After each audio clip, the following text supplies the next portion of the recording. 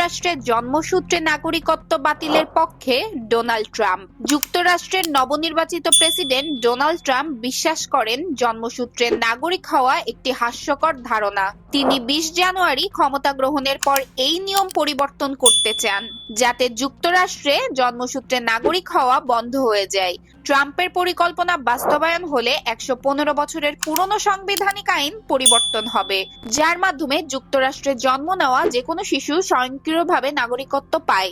Trump ও তার সমর্থকরা অভিযোগ করেছেন এই নিয়মের অপব্যবহার হচ্ছে, বিশেষ করে বার্থ ট্যুরিজমের মাধ্যমে অন্তঃসত্ত্বা নারীরা সন্তান জন্মানোর জন্য যুক্তরাষ্ট্রে আসছে। তবে এই নিয়মের পরিবর্তন হলে 48 লক্ষ ভারতীয় বংশোদ্ভূত নাগরিক ক্ষতিগ্রস্ত হবেন, যার মধ্যে 16 লাখ যুক্তরাষ্ট্রে জন্মগ্রহণ করেছেন। এছাড়া এই আইন পরিবর্তন করতে হলে ট্রাম্পের প্রশাসনকে সাংবিধানিক চ্যালেঞ্জের মুখে পড়তে হবে।